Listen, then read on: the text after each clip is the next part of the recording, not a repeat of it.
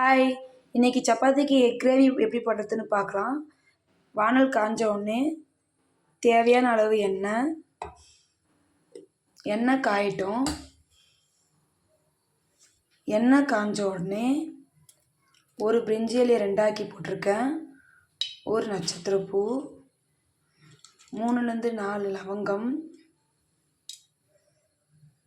கொஞ்சோண்டு கஸ்தூரி மேத்தி, ஒரு பட்டையை ரெண்டாக்கி வச்சுருக்கேன். அப்போது கொஞ்சோண்டு மஞ்சத்தூள்,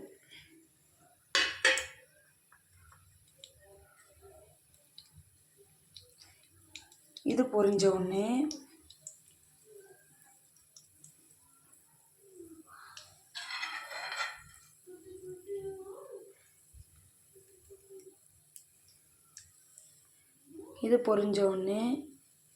கருவேப்பிலை, கொத்தமல்லி,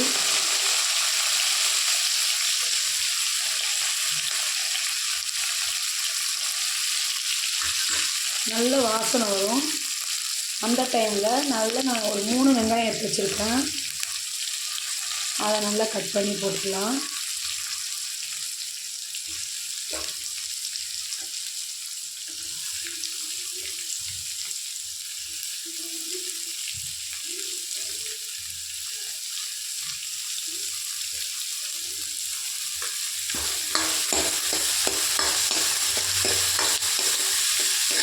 இது நல்லா வதங்கி வரட்டும்.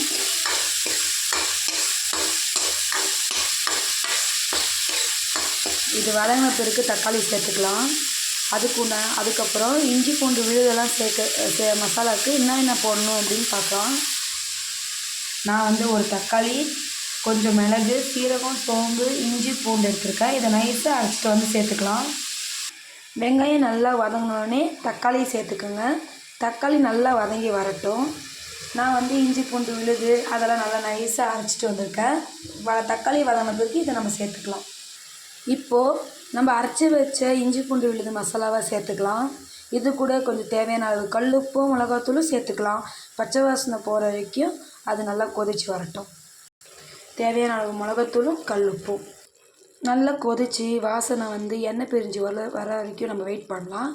அதுக்கப்புறம் நான் கொஞ்ச நேரத்துக்கு முன்னாடியே முட்டை எடுத்து கொஞ்சோண்டு உப்பு போட்டு நல்லா வேக வச்சு எடுத்து தோல் உரித்து அதை கொஞ்சம் எண்ணெய், கொஞ்சம் தூளுப்பு, கொஞ்சம் மிளகாத்தூள் போட்டு பிரட்டி வச்சுருக்கேன். எக்ஸு மாதிரி ஒரு கட் கொடுத்துருக்கேன் மசாலா இறங்கிறதுக்காக. இது வேணாலும் அப்படியே வேக வச்சு போட்டுக்கலாம், இப்படி இல்லைனா இப்படியும் நீங்கள் ட்ரை பண்ணி பார்க்கலாம். இது ஆப்ஷன் தான். இது ஆப்ஷன். நான் இதில் முட்டை சேர்த்துக்கிட்டேன். உங்களுக்கு வேணும்னா இப்படியே திக்காகவே விட்டுறலாம். அப்படி இல்லை கொஞ்சம் தண்ணியாக வேணும்னா கொஞ்சோண்டு தண்ணி சேர்த்து கொதிக்க வச்சு எண்ணெய் பிரிஞ்சு வந்தோடனே நிப்பாட்டிக்கோங்க. இன்றைக்கி எக் கிரேவி ரெடி. சப்பாத்திக்கு, பூரிக்கு, தோசைக்கு கூட நல்லாயிருக்கும். ட்ரை பண்ணி பாருங்கள். எங்கள் யூடியூப் சேனல், எங்கள் சமையல் உங்களுக்கு பிடிச்சிருந்தா எங்கள் சேனல் ஒரு லைக் அண்ட் சப்ஸ்கிரைப் பண்ணுங்கள். தேங்க்யூ.